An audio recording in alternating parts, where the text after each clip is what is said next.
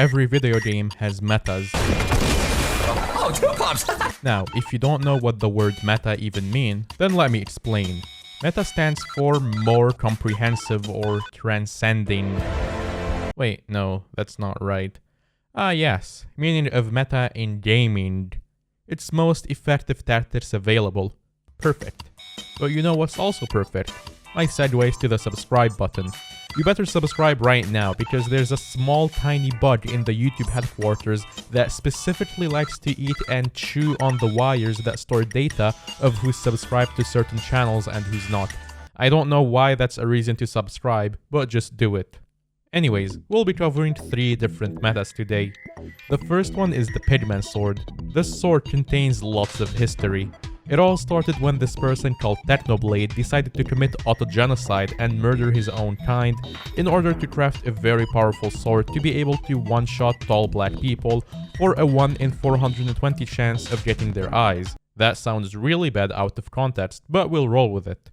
After Techno made his videos, the sword became very popular for just being a good sword, but slowly started losing its worth until the Dungeons update came out.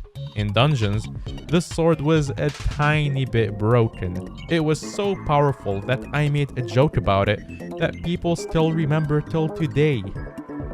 Damn, I feel proud. And here's the cool part. The same Pigman sword I used like 2 years ago is still here in this item frame. It has not been removed nor touched, and I kept it there knowing one day I might need it again. And today is the day. What I will do here is record my own live reaction to me using the sword again for the first time in 2 years, because scripting a reaction would make me look like I'm doing a YouTuber apology video. Okay, let's test out if this sword is still as good as it used to be. I mean, at least it's one tapping. So wait, I forgot. This is floor 2. So this is the reason this sword is bad now. It has a cooldown. Before it had no cooldown at all. So like before it used to go brrrr, but now it only goes brrr, brrr, instead of brrrr. That is the most simple explanation I could give. This should be like, admins should add like an upgrade to the Pigman sword where it uncaps the delay. Pigfather sword. Oh yeah, these things are gonna run away. I kinda wanna compare it to like a Dreadlord sword. Oh, right click. Fun. Alright, he's dead. Alright, well, let's see. Can a 6,000 coins Dreadlord sword beat the sword Technoblade uses to... Okay, so let's see. 487,000 damage. Let's see this. Hey, does it do more damage? Wait, it's actually way better to use. Hold up. It like does proper damage and like proper AoE damage. Oh my god, it does double the damage. It does 2 times more damage than the Pigman sword. Ooh, I'm doing secrets. I just opened the chest in Dungeons without a hacked client. Do I get like a reward or like a prize? Alright, so I'm gonna go with healer. So let's only use Pigman now. Okay, they're all dead. Oh my god, no, they're not. Aged like milk, exactly. I mean, it got nerfed to hell by adding a 3-second cooldown. I used to be able to like do 60 ticks a second with this thing. Right, 60 ticks every 3 seconds. Now you can do 1 tick. Oh, wait. Did you kill him? Alright, so let's try this with the Pigman. Stand here. Pigman sword go brr. Brr. Brr. And he's dead. We actually killed him with Pigman. Did you left click? I don't think you did. Here's my all-time being the guy to die on floor 3. Fair.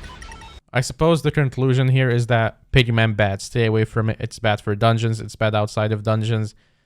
It's bad for vegans. I mean, I guess it is. But anyways, yeah, let's move on. The next thing we will be covering in this video is the explosive bow. This bow was a very efficient way to farm summoning eyes in the end, but that was not what it was mainly used for.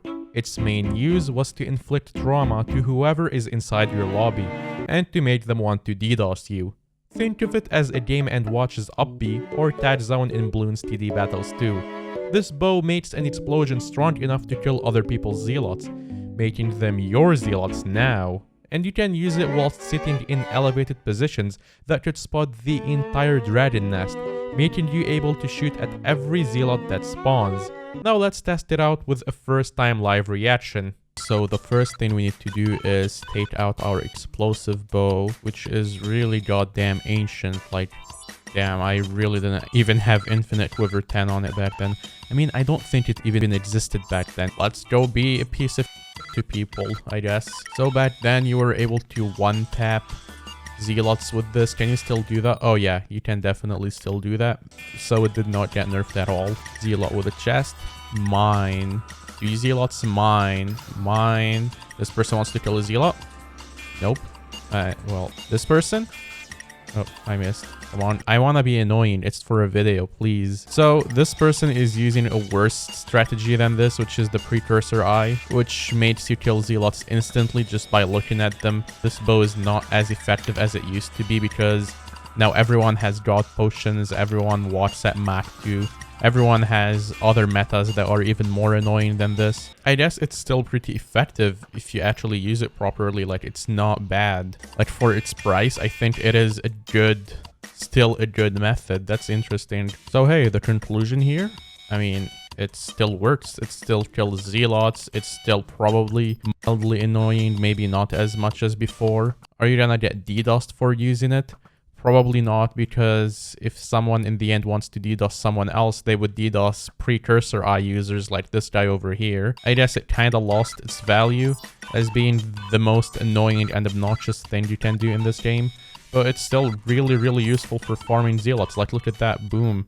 The last thing I want to cover in this video is more of a debate within the community of what was meta at one point. That debate was Ender Dragon with Fabled Midas Sword or Fabled Aspect of the Dragons.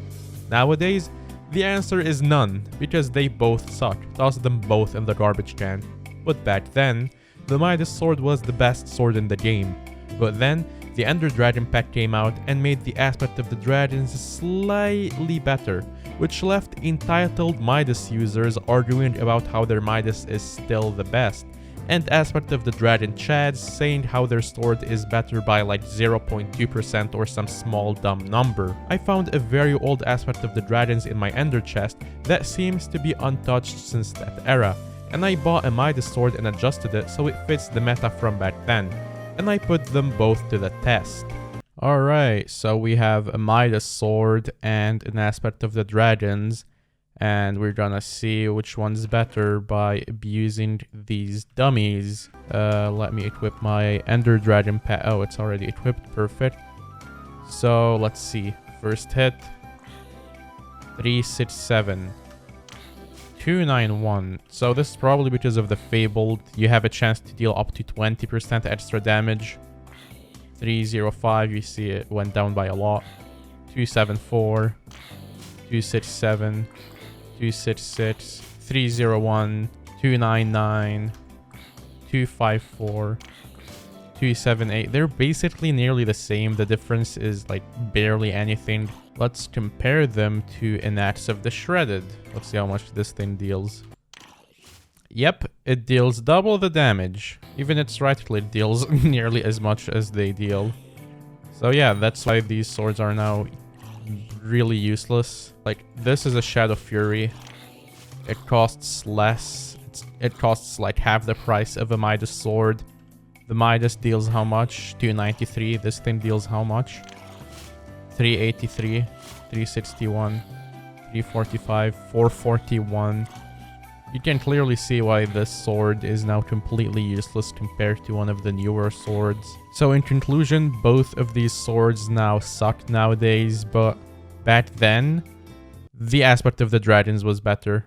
Make sure you use code HellCastle in the Hypixel store when you are buying the Human Rights Pass. I hope you've enjoyed this video. See ya, have a nice day.